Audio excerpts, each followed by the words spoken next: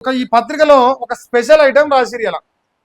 ఈ special item పాపం మా రేవంత్ అన్న కోసమే, రేవంత్ అన్న నీకోసమే ప్రేమతో రాసిండు. ఏందని ఒకసారి చూడరా. కాంగ్రెస్ కంట సాగు దెబ్బట, బీఆర్ఎస్ సమరశంఖం ఊదుతుందట.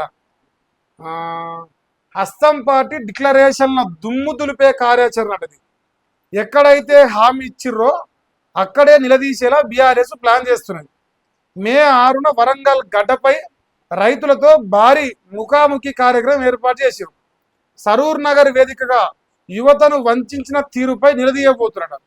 డిక్లరేషన్ దొలతనని ప్రజలకు వివరించేందుకు పక్కా ప్లాన్ వేసిరట. ప్రభుత్వ వైఫల్యాలే అస్త్రాలుగా క్షేత్రస్థాయికి గులాబీ సేను తీసుకెళ్తా ఉన్నారు. ప్రజా పోరాటాలతోనే కాంగ్రెస్ కు రాజకీయంగా సావుదెబ్బ కొట్టాలని ప్రయత్నం చేస్తున్నారు. అటు పోరాటము ఇటు పార్టీ సంస్థాగత బలోపేతంపై నజరు పెట్టిరట. అబద్ధపు హామీలపై ప్రజల్లో చైతన్యం తెచ్చేందుకు సరికొత్త వ్యూహంతో బీఆర్ఎస్ పార్టీ పోతా ఉందంట. రేపు మే 6 తారీఖు అనుకుంటాం. మే 6 తారీఖు బీఆర్ఎస్ పార్టీ ఒక ప్రోగ్రాం తీసుకుంది. రైతుల కోసం ఒక సభ పెడుతుంది. రైతు వేదికన దాని పేరు పెట్టారు, కానీ మొత్తానికి రైతుల కోసం సభ పెట్టబోతాం. ఆ సభలో కాంగ్రెస్ ఇచ్చిన గ్యారంటీలు ఏతున్నాయో, లేదంటే హామీలు ఏతున్నాయో, లేదా డిక్లరేషన్లు ఏమవుతున్నాయో, ఇవన్నీ ఏ గడ్డ పైన అయితే నిలబడి హామీ ఇచ్చారో ఆ గడ్డల మీదకి పోయి వీళ్ళ డొల్లతనాన్ని, వీళ్ళ దొంగ హామీలను, వీళ్ళ దొంగ డిక్లరేషన్లు ప్రతి ఒక్కటి కూడా ప్రజల్లో చైతన్యం తెచ్చి ప్రజల్లోకి తీసుకెళ్లే ప్రయత్నం చేయబోయే ఒక బృహత్తరమైన కార్యక్రమాన్ని తీసుకురావడం. సో కాంగ్రెస్ పార్టీకి సాగు దెబ్బ అంటారు. నాకు తెలియదు కానీ కాంగ్రెస్కు సాగు దెబ్బ అంటారు. నిజంగా ఈ రాష్ట్రంలో ఇది గడప గడపకు కాంగ్రెస్ ప్రచారం చేసి ఇస్తామని.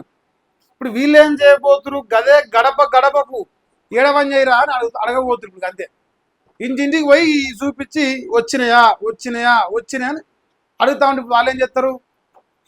ఇంకా తెలుసు కదా, సోషల్ మీడియా చూస్తారు కదా, మూతి మీద మైకి పెడితే ఎంత మంచి అక్షంతలు ఎత్తారు. సో జనం ఆ అక్షంతలు వేస్తారు.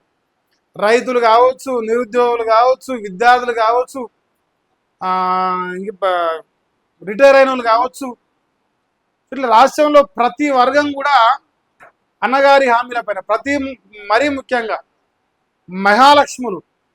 మహాలక్ష్ములు ఇంకా బ్రహ్మాండమైన అక్షింతలేయడానికి సిద్ధంగా ఉంది రాష్ట్రంలో.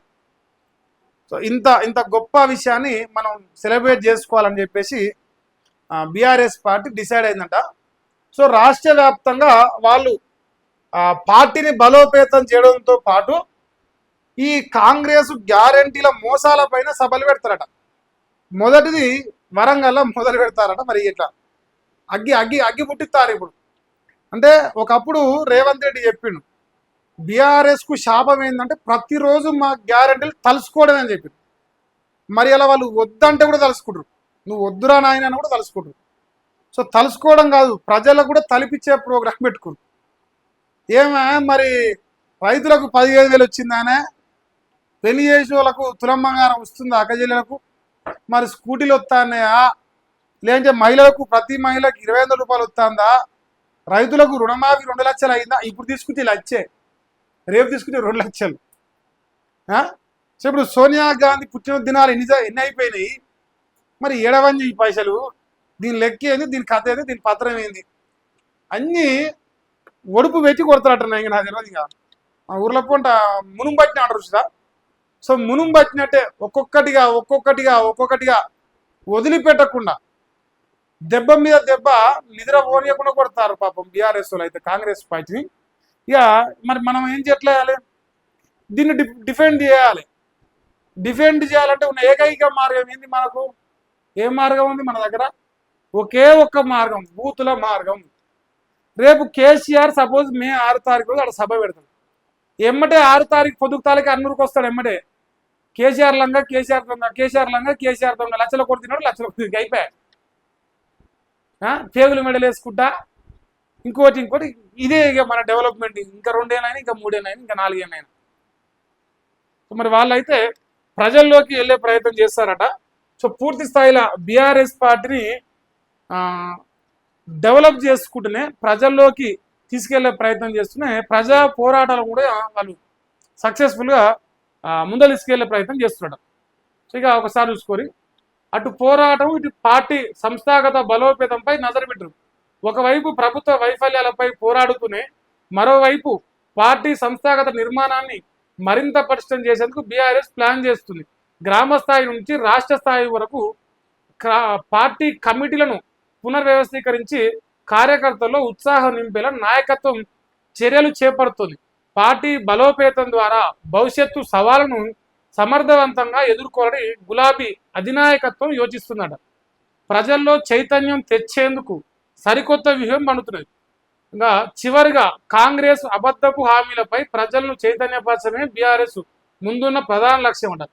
రాజకీయ ప్రయోజనాల కోసం ప్రజలను తప్పుదోవ పట్టించే పార్టీలకు గుణపాఠం చెప్పేలా ఈ పోరాటాలు సాగనున్నాయి. బీఆర్ఎస్ వేస్తున్న ఈ వ్యూహాత్మక అడుగులు రాష్ట్ర రాజకీయాల్లో ఎలాంటి మార్పులకు దారి తీస్తాయో అన్నది సర్వత్రా చర్చనీయాంశంగా మారింది. సో వాళ్ళు దొంగ హామీలు ఇచ్చి అమలు చేయని సర్కారు పైన కొట్లాడబోతున్నారు. దానికి తోడు వాళ్ళ పార్టీని గ్రామ స్థాయి నుంచి రాష్ట్ర స్థాయి వరకు ప్రక్షాళన చేస్తూ యువ నాయకత్వాన్ని యువ రక్తాన్ని పార్టీలోకి తీసుకొని కార్యకర్తలకు రాజకీయ అవకాశాలు కల్పించి పార్టీలో పదవులు ఇస్తూ పార్టీని స్ట్రెంథెన్ చేసుకునే ప్రోగ్రాం కూడా చేస్తున్నారు. అంటే ఒకే దెబ్బకు రెండు పిట్లు అన్నట్టు. ఒకే దెబ్బకు పార్టీ బలపడుతుంది, దాంతోపాటు కాంగ్రెస్ పార్టీని డ్యామేజ్ చేసే ప్రోగ్రాం కూడా పెట్టుకురు ప్రజాక్షేత్రంలో. ఇప్పుడు దీన్ని ఎట్లా ఎదుర్కొంటారంటే నన్ను అడగబోతుంది ప్లీజ్. మాకేం రాదు, మా గుడుంబా సెంటర్ సోపతి, మేము అమెరికాలో చదవలేదు, లేదంటే మాకు ఇంగ్లీష్ పీసు రాదు, మాకు వచ్చిన పీసు ఒకటే పీసు బూతుల పీసు వస్తుంది. ఇప్పుడు ఆ బూతులు తిట్టడు తప్ప మనకేం పని చేత కాదు. కాబట్టి మరి రేపు కేసీఆర్ ఇంకా 2 సభలు పెట్టినా 10 సభలు పెట్టినా ఏం చేసినా ఇక రాబోయే 10 ఏళ్ళు నేనే ఉంటా, ఇంకో 6 నెలలు నాకే బోనస్సు. ఈ దేశంలో ఎప్పుడు చూసినా తెలంగాణ రాష్ట్రం కానీ ఉమ్మడి ఏపీలో కానీ 10 సంవత్సరాలు వెళ్ళిన చరిత్ర ఉంది. ఇక నేను మళ్ళీ 10 ఏళ్ళు ఉంటా, ఇది చెప్పుకొని బతుకుంటే తిట్టుకుంటూ తిరుగుతాడు తప్ప పని చేత కాదు మనకు. దీంట్లో ఎలాంటి డౌటే లేదు నాకైతే. సో ఇది కూడా ఒక వార్తనే.